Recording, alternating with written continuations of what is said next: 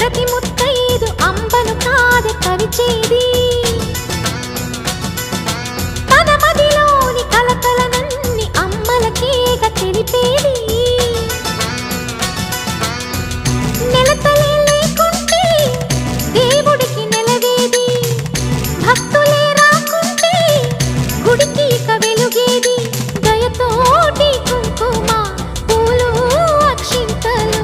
మనమంతా ఇవ్వాలి తన తాళి నిలపాలి తాళి కాచి ముత్తైదా ఎల్ల